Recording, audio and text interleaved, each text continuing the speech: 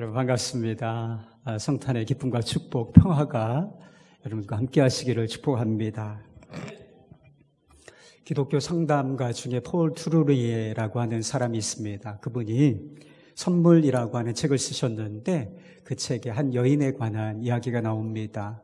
편지를 하나 보내셨는데 그 여인이 어떤 내용으로 편지를 보내셨는가? 자기 몸이 좀 아팠으면 좋겠다, 이런 이야기였다 그래요. 자기 몸이 아픈데 지금 건강하다는 뜻이죠. 건강한데 자기 몸이 좀 아팠으면 좋겠다. 아파도 아주 좀 심하게 아팠으면 좋겠습니다. 이런 내용으로 편지를 하셨다는 것입니다. 좀 이상한 이야기 아니겠습니까? 자기 몸이 건강한데 아프기를 원한다. 이유가 있었어요. 그래서 주변 사람들이 자기에게 좀 관심을 더 깊이 가져주고 자기를 배려해 주었으면 좋겠다. 이런 마음 때문에 내 몸이 아팠으면 좋겠다. 이런 편지를 보내셨다는 것입니다. 몸은 아파도 좋으니 다른 사람들이, 주변 사람들이 내게 사랑과 관심을 보여주면 좋겠다. 이 여인의 마음을 여러분 이해하시겠습니까? 그런데 이 여인의 이 이야기가 요즘 사람들의 안에 있는 사랑과 관심에 대한 갈증, 목마름을 보여주고 있는 것이다 하는 생각이 들었습니다. 작년에 아주 영국에 아주 독특한 직책, 부서 하나가 생겼다고 합니다. 그것은 외로움을 담당하는 외로움부라고 하는 것이 생겼대요. 여성부라고 하는 것도 시대가 변천하면서 좀 독특한 부서로 그래서 여성 문제를 해결하기 위해서 여성부라고 하는 것을 두고 있는 것입니다. 그런데 사회가 다양화되면서 발전해 가는데 어떤 문제가 우리 안에 좀 심각하게 대두되었다는 뜻인가? 외로움이 굉장히 중요한 사회적인 문제로 대두되었다라고 하는 뜻입니다. 이 외로움부의 장관으로 임명되신 분이 여자분이신데 크라우치라고 하는 분이라 그래요.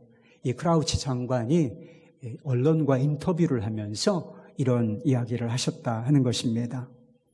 시민운동가와 기업 그리고 동료 의원들이 힘을 모은다면 외로움과 싸우는데 큰 진전을 이룰 수 있을 것입니다.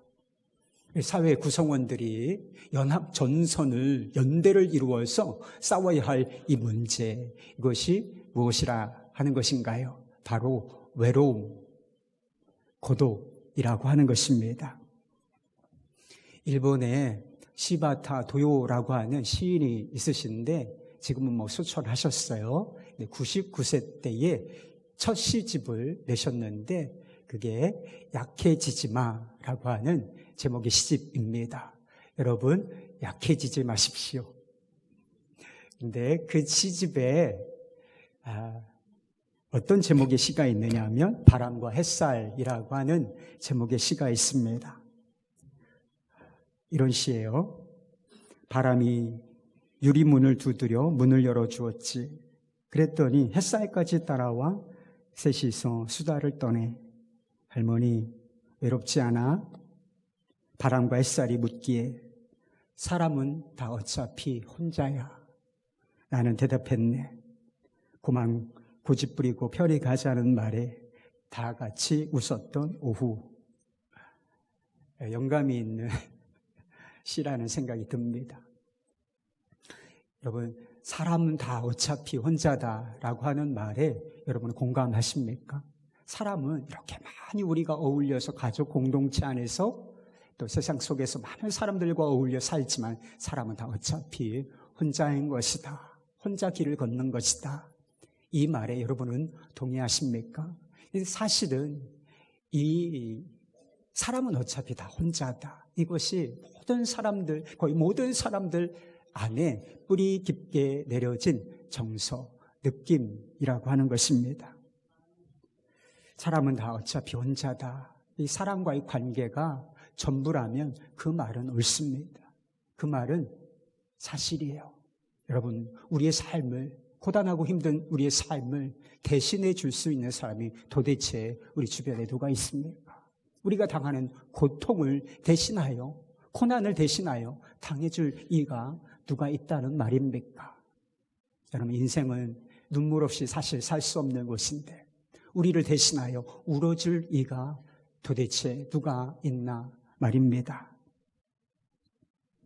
그러니 외롭지 않은 사람이, 지금은 나는 외롭지 않아 이렇게 생각하는 사람들이 있을지는 모르지만 언젠가는 그것이 사실이다라고 하는 것을 체감하고 절감할 때가 올 것입니다. 외롭지 않은 사람 사실은 없어요. 그러나 우리에게 선포되고 전해지는 복음은 무엇인가? 우리가 결코 혼자가 아니라고 하는 진리인 것입니다. 성경이 우리에게 전해주시고자 하는 핵심 진리가 있습니다. 성경에 수없이 많은 말씀들, 약속들이 우리 안에 있지만 성경이 전해주고자 하는 핵심이 있다. 그것은 하나님께서 우리와 함께 하신다는 진리인 것입니다. 여러분, 우리가 성경을 읽어서 성경을 통하여 읽어낼 수 있는 진리, 그게 바로 하나님이 우리와 함께 하신다라고 하는 것입니다. 그런데요, 이 진리를 아주 분명하게 우리가 눈으로 볼 수 있게 선명하게 드러내주는 사건이 있으니 그것이 바로 성탄인 것입니다. 바로 육신을 입고 오신 예수 그리스도이신 것이지요. 본문 말씀 속에서 천사가 예수님의 탄생을 예고하면서 이렇게 그분이 어떤 존재인지를 우리에게 이렇게 이야기해 주고 있습니다. 보라, 처녀가 잉태하여 아들을 낳을 것이요 그 이름은 임마누엘이라 하리라 하셨으니, 이를 번역한 즉 하나님이 우리와 함께 계시다 함이라. 예수님에게는 예수님이라는 이름이 있지요. 예수님이라는 이름이 있습니다. 예수라고 하는 이름의 뜻은 그가 구원하신다, 이런 뜻이에요. 그가 구원하신다. 그러니까 우리가 죄와 저주와 고통 속에 있는데 우리를 죄와 저주와 고통 속에서 예수님께서 우리를 구원하신다, 우리를 구원하시는 분이시다라고 하는 뜻인 것입니다. 그런데 예수님에게는 이 이름만 있는 것이 아니라 별명이 하나 있으세요.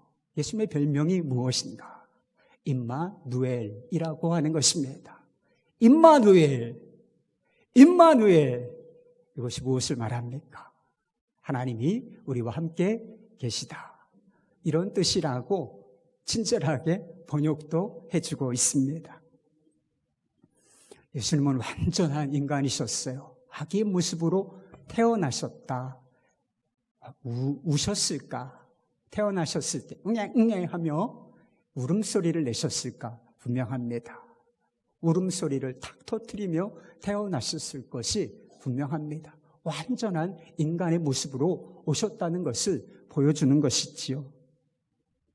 그러나 그분은 완전한 인간의 모습을 아기의 모습으로 오셨지만 그분은 단지 인간일 뿐이 아니시라 하나님이셨습니다. 이번 성탄절의 주제가 여기 있어요. 그를 경배하라. 그를 경배하라. 왜 우리가 베들레헴 마구간에 태어난 이 아기를 경배해야 하는 것이겠습니까? 시골 촌구석이에요. 아무도 거들떠보지 않는 시골 마을에, 그것도 마구간에 태어난 이 연약한 아기에게 무릎을 꿇어 경배를 드려야 하는 것이겠습니까? 그분이 왕이시기 때문인 거예요. 왕이 나셨도다. 그리고 그분이 거룩하시고 전능하신 하나님이시기 때문에 우리가 그분께 엎드려 경배를 드려야 하는 것입니다. 여러분은 쓰레기통을 지날 때 어떤 느낌을 가지십니까? 여러분 아파트에 사시는 경우에는 쓰레기 이렇게 모으는 데가 있지 않습니까? 그러니까 쓰레기 버리러 갈 때 여러분 어떤 느낌을 가지세요? 저도 간혹 쓰레기를 버릴 때가 있는데 쓰레기를 좀 멀리 던집니다. 가까이 가서 넣지 않는다. 조금 몇 미터 떨어진 지점에서 탁 하고 던져 넣습니다. 백발백중입니다. 왜 그러나?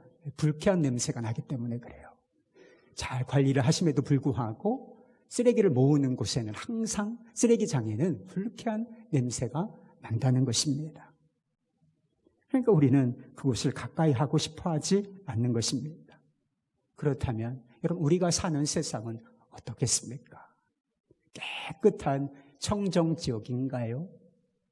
미세먼지만 문제입니까? 자동차 배기가스만 문제가 되겠습니까? 그렇지 않아요. 이 세상은 거룩한 세상이 아닙니다. 우리가 세상 속에서 소소한 행복과 기쁨 이런 것을 맛볼 수 없는 것은 아니에요. 그렇지만 세상은 결코 행복으로 충만한 것이 아니다. 세상은 음과 죄악이 가득하고 불행과 고통이 가득한 곳입니다. 우리는 잘 몰라요. 왜? 아주 익숙하니까. 제가 단기 선교 왔을 때 이집트의 쓰레기 마을 모카땀이라고 하는 지역에 갔는데 제가 그 동네 한복판을 통과하면서 코를 찌르는 이 불쾌한 냄새 때문에 표시는 내기 어렵죠. 근데 너무 불쾌하더라고. 그런데 거기 사는 사람들은 그 안에서 밥도 먹고 그리고 아무 문제가 없어요. 왜냐? 그분들에게는 거기가 아주 익숙한 장소이기 때문에 그것을 모르는 것뿐입니다. 그런데 우리 같은 사람이 가면 금방 알게 되는 것이지요. 우리는 조금 더 깨끗한 환경에서 살고 있으니까. 그런데요, 거룩하신 하나님 어떠세요? 죄 한 점 없고 어둠 한 점 없는 우리 하나님이 보시기 이 세상은 어떻겠습니까? 청정지역 아니다. 쓰레기장과 같은 것입니다. 아주 더럽고 불결한 장소일 것이 분명하다라고 하는 것이지요. 어떤 목사님이 어느 교회에 부임한 이후에 마을 사람들과 친해져야 전도가 가능하지 않습니까? 그래서 마을 사람들과 아주 친하게 지내기 위해서 마을 행사에 자주 참여를 하셨다는 거예요. 근데 이 어르신들이 이 목사님이 오셨는데 자꾸 술을 이렇게 권한다는 거예요. 목사님, 술 한 잔 받으세요. 술 한 잔 받으세요. 이러면서 술을 자꾸 권하는데 그게 너무나 불편하게 느껴지더라는 것입니다. 그래서 어느 때는 지금 제발 이곳에서 저를 건져주십시오. 속히 이곳에서 빠져나갈 수 있도록 도와주십시오. 이런 기도까지 드렸다는 것입니다. 그런데 이런 기도를 하시면서 생각나는 것이 하나 있었는데 내가 이분들과 섞여서 이렇게 지내는 것이 그렇게 해야 마땅하지요. 근데 이것이 이렇게 불편하게 느껴지는데 주님께서 이 세상에 그리고 우리 안에 오신 이 주님은 얼마나 불편하실까? 이런 생각이 들었다 하는 이야기를 들었습니다. 거룩하신 하나님께 세상은 편하고 유쾌한 장소가 아닙니다. 여러분, 쓰레기장이 편할 리가 있겠습니까? 그 갓 태어난 보들보들한 그 연약한 아기에게 말 구유, 짐승의 밥통이 편할 리가 있겠습니까? 그러나 하나님께서는 이 쓰레기장과 같은 세상에 친히 육신의 모습을 입고 아기의 모습으로 오셨습니다. 이유는 단 하나. 이유는 단 한 가지예요. 이 쓰레기장 같은 세상 속에 우리가 있기 때문인 것입니다. 우리가 거기서 오물을 묻히고 불행한 모습으로 살고 있기 때문에 친히 육신의 모습으로 아기의 모습으로 이 땅에 태어나셨다 하는 것입니다. 그리고 우리를 그 속에서 건져 주시기 위하여 이 땅에 오신 줄로 믿으시기를 바랍니다. 여러분, 이것이 성탄의 신비인 것이지요. 우리가 매월 성찬을 할 때 제가 제정사라고 하는 것을 해요. 여러분들, 이것은 제정사입니다라고 말씀을 드리지는 않지만 제정사가 있습니다. 성찬에 어떤 의미가 있는지를 선포하는 것입니다. 그 대목에 이런 부분이 있어요. 하나님께서 세상을 이처럼 사랑하사 독생자를 구주로 보내셨습니다. 모든 생명의 주께서 우리와 함께 하셨습니다. 주님은 죄인들과 함께 잡수셨고 고치셨고 가르치셨고 물과 성령으로 새롭게 하셨습니다. 영광이 주께 있습니다. 주님은 하나님의 뜻에 따라 스스로를 낮추시고 십자가에 죽기까지 복종하셨습니다. 그리스도께서 죽으심으로 우리는 영원한 죄짐을 보셨고, 그리스도께서 부활하심으로 우리는 영생을 얻었습니다. 이런 부분이 있어요. 기억나십니까? 창조주 하나님께서, 거룩하시고 전능하신 하나님 아버지께서 왜 이 땅에 육신을 입고 오셨는가? 죄인인 우리와 함께 사시고, 우리와 함께 고통받으시며, 우리와 함께 죽으시고, 우리와 함께 다시 부활하시기 위하여, 그리하여 결국은 우리와 영원히 함께 하시기 위하여 예수님께서, 하나님께서 이 땅에 육신의 모습으로 오셨다는 것입니다. 육체를 입고 오신 예수님께서는 더 이상 육체로 우리 가운데 거하여 계시지는 않습니다. 한 짧은 생애, 33년이라고 보통 알려져 있지만 정확한 것은 아닙니다. 하여튼 짧은 생애, 수십 년에 불과한 이 짧은 생애를, 그것도 유대 땅에서, 갈릴리에서 거의 대부분의 삶을 사시다가 부활승천하셨습니다. 더 이상 육신의 눈으로 예수님을 보고 만나고 함께 있을 사람은 없다는 것이지요. 그러나 여러분, 실망하지 않으셔도 좋습니다. 예수님께서는 더 놀라운 방법으로 지금 우리와 함께 계신다는 것. 육체를 가지고 오셨던 예수님께서는 이제 성령으로 말미암아 영으로 우리와 함께, 그리고 우리 안에 계신다는 것입니다. 여러분, 우리가 진실한 그리스도인이라면 한 사람도 예외가 없이 우리 모두에게 해당되는 진리가 있습니다. 그것은 성령으로 말미암아 예수님께서 우리 안에, 우리와 함께 계신다는 진리인 것입니다. 성령께서 우리 안에 오셨다는 것이 무슨 뜻이겠습니까? 하나님께서 모든 순간, 그리고 모든 장소, 그리고 모든 영역에서 우리와 함께 하신다는 뜻인 것입니다. 그리고 우리가 천국, 그 천성에 이를 때까지 우리를 보호하시고 안위하신다 하는 진리인 것입니다. 여러분, 인생을 길이라고도 표현하지요. 여러분의 인생길은 어떻게 평탄하십니까? 여러분의 인생길은 어떻게 평탄하세요? 여러분, 인생길은 결코 평탄한 길이 아닙니다. 아주 험난하고 멀고 긴 길이라고 할 수 있어요. 야곱이 바로 앞에서 자기 인생에 대해서 어떻게 고백하는지 아십니까? 내가 120년을 살았는데 험악한 인생을 살았습니다. 어떻게 야곱에게만 인생이 험악한 인생이겠습니까? 사실은 여기 있는 우리 모두에게 인생은 험악한 것입니다. 험난한 거예요. 인생이 험난하다, 이걸 모르면 아직 철이 안 든 거예요. 철이 들면 인생은 험한 것이구나, 광야와 같은 것이구나 라고 하는 진리를 금방 깨닫게 되는 것입니다. 우리가 이렇게 험한 광야와 같은 길을 걷다 보면 많은 것을 잃을 수 있어요. 건강하십니까? 근데 건강도 잃을 수 있습니다. 모아놓은 돈 있잖아요. 모아놓은 돈 다 내 것처럼 여겨지지만 어느 순간에 싹 하고 사라지는, 돈을 잃어버리는 그런 순간이 올 수도 있습니다. 사람들과 좋은 관계를 잃어버릴 수도 있고 좋은 교제를 잃어버릴 수도 있습니다. 그리고 언제나 함께 했으면 하는 사람, 사랑하는 사람 자체를 잃어버릴 수도 있다라고 하는 것이죠. 그러나 우리가 그리스도인이라면 어느 순간에도 잃어버리지 않는 한 가지 진리가 있습니다.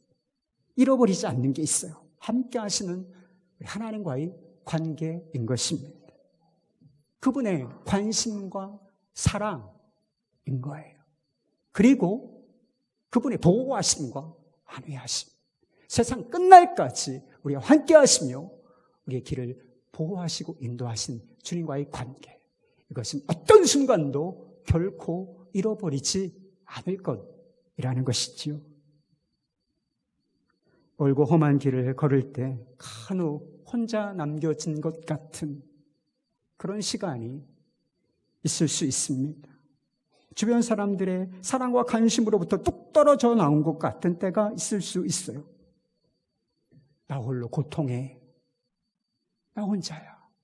그런데 고통 속에 나 홀로 던져진 것 같은 때가 있을 수 있는 것입니다.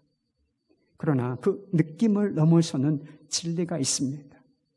우리는 결코 혼자인 적이 없다는 것입니다. 2000년대 초반에 이란에 큰 규모의 지진이 있었던 때가 있습니다. 지진이 발생하자 각국에서 파견된 구조대원들의 구조가 시작되었습니다.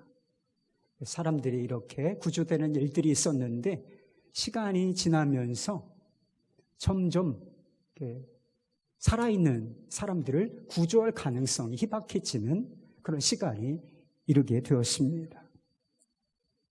희망이 점점 사라져 갈 무렵에 근데 구조팀이 무너진 집에서 다리가 부러지고 의식을 잃어버린 12살 된 소녀를 구조한 일이 있었습니다. 거의 죽어가던 소녀는 구조된 이후에 방송과의 인터뷰에서 이렇게 이야기했다는 것입니다. 저희 아빠가 항상 말씀하셨어요. 나는 언제나 너와 함께 있을 거야. 죽고 싶을 정도로 춥고 무서웠지만 그 말을 생각하며 견뎌냈어요. 이렇게 이야기했다는 것입니다.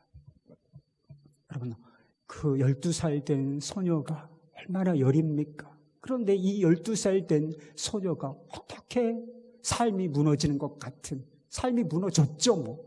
삶이 무너진 이 고통 속에서 그리 오래 생명을 유지하며 버텨낼 수 있었겠습니까? 바로 함께라고 하는 믿음 때문이었습니다. 하나님께서 언제나 나와 함께 하신다. 하나님의 임재하심에 눈이 열리면 여러분 세상을 다른 시각으로 볼 수 있습니다. 그리고 험난하고 어려운 인생 길이지만 다른 태도로 인생을 얼마든지 담대하게 살아갈 수가 있는 거예요. 상황은 똑같지만 하나님의 임재하심, 하나님이 나와 함께 하신다. 이것이 정말 믿어지는 역사가 일어나면 세상을 다르게 살 수 있다는 거예요. 담대하게 살아낼 수 있다는 것입니다. 다윗은 이스라엘의 왕이었지만 왕이었다고 다 편안한 상황만 있었던가? 그렇지 않았어요.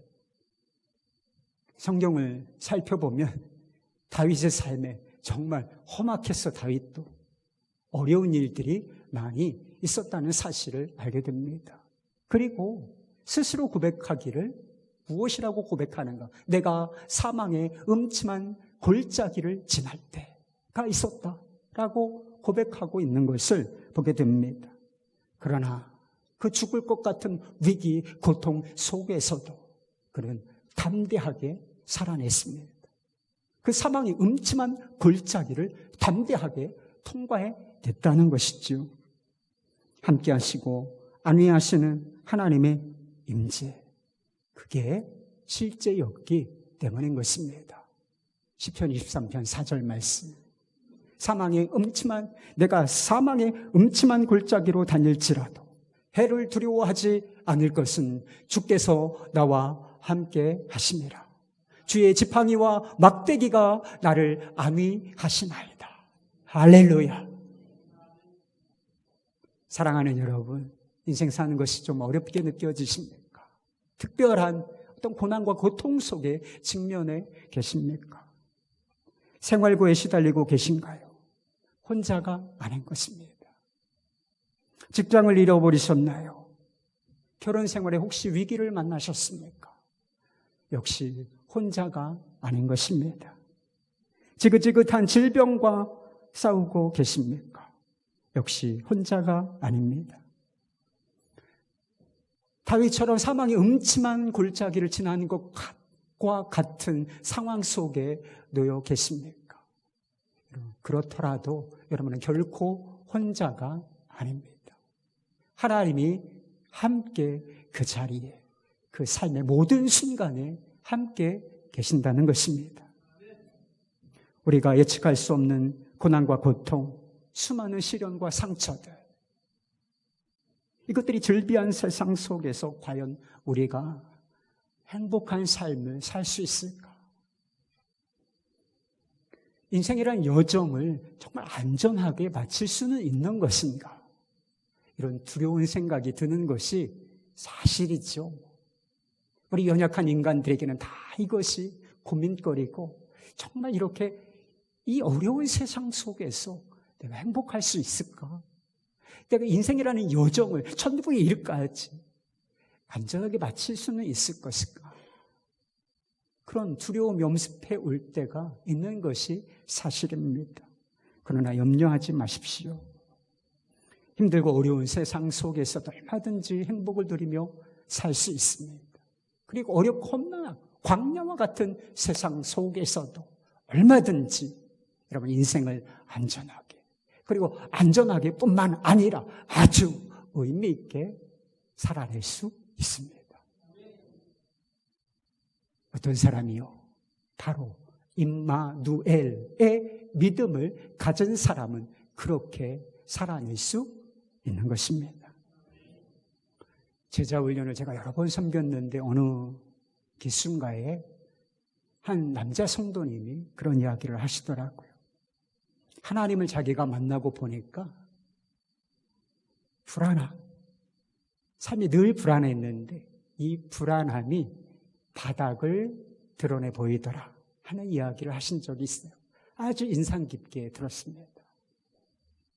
나를 사랑하신 하나님, 나와 함께 하신 하나님, 나의 삶을 항해하시고 보호하신 하나님, 그분에 대한 눈이 열리니까 삶이 항상 불안했는데 그 불안함의 끝에 도달했다라고 그분이 이야기하셨습니다. 힘겨우십니까? 외롭고 두려운 순간이 찾아올 때가 있죠. 그때 힘겨운 삶을 향하여, 그리고 외로움과 두려움, 염려를 향하여 선포해 보시기 바랍니다. 나는 결코 혼자가 아니다. 하나님이 나와 함께 하신다.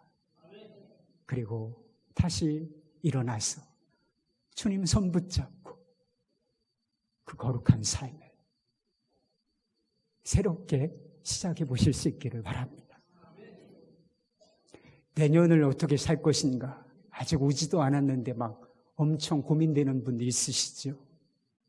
내년엔 또 어떻게 살아? 새해를 맞는 것이 예전에는 좀 설레임도 있고 기쁨도 있었는데 나이가 들면 새해가 되니 뭐가 기뻐? 고생문 열린 거지. 내년은 또 어떻게 사나? 걱정거리가 있는 분들이 있으실 거예요. 여러분, 걱정 좀 하지 마십시다. 주님 손 붙잡고 살면 되는 거예요. 어떤 순간에도 주님 손 놓지 않고, 주님이 나와 내 손 붙잡고 계시니, 나와 함께 하시니 24시간 주님 바라보고 주님 손 붙잡고 살아내면 내년도 얼마든지 살아낼 수 있습니다. 행복하게 기쁘게 감사한 마음으로 얼마든지 살아낼 수 있다는 것입니다. 우리 임마누엘의 믿음을 가진 사람들이 해야 할 일이 있어요. 주님이 나와 함께 계신다. 그것이 굳건한 믿음인 사람들이 실천해야 할 것이, 적용해야 할 것이 있다는 것입니다. 우리 주변에 관심과 사랑이 필요한 사람들에게 함께 있어주는 것입니다. 그리고 그들의 손을 잡아주는 거예요. 주님께서 우리에게 그렇게 해주신 것처럼 우리에게도 아까 오죽하면 오죽 관심과 사랑이 필요하고 목마르면 아팠으면 좋겠어요. 이런 사람들 여러분 가정에도 있습니다. 직장에도 있어요. 어쩌면 이 교회 안에 있을지도 모르겠습니다. 그분 곁에 있고 그리고 그분의 손을 잡아주는 것. 이게 우리에게 임마누엘의 믿음을 가진 사람들의 사명인 것입니다. 영성신학자로 알려진 헨리 나우엔의 책에 보면 그런 이야기가 나옵니다. D라고 하는 목사님이 있는데 이 헨리 나우엔이 섬기는 데이브레이크라고 하는 장애인 공동체에 와서 말씀을 전한 적이 있다는 것입니다.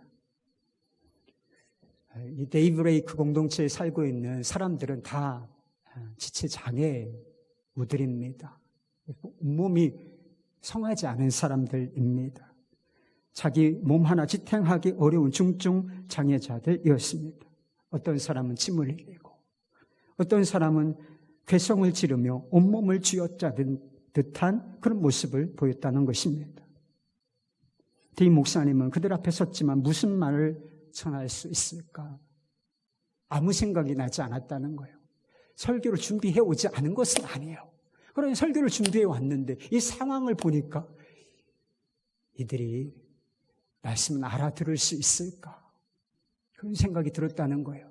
그래서 시간이 돼서 이렇게 저처럼 강단 앞에 우리 장애인들 앞에 섰는데 아무 생각이 없이 그냥 멍해지다가 한참 동안 그렇게 멍하게 그냥 서 있기만 했다는 것입니다.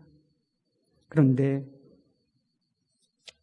한 장애인 남자가 이 강단 위로 슬며시 올라오더니 이 D 목사님의 손을 이렇게 꼭 잡아주더라는 거예요. 그래서 용기를 얻고 설교를 무사히 마칠 수 있었다고 합니다. 그래서 설교를 마친 이후에 내려가서 그 장애인 남자에게 감사의 마음을 표시하려고 고맙습니다. 감사합니다. 이렇게 얘기를 했다는 것입니다.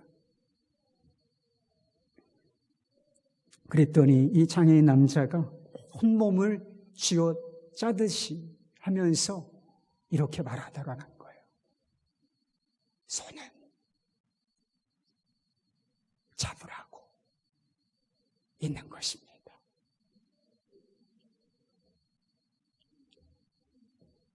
이 디 목사님에게는 이 장애우의 말이 예수님의 말씀처럼 살아계신 예수님의 말씀처럼 들려졌다는 것입니다. 천둥 소리가 치는 것처럼 아주 선명하게 들렸다는 거예요.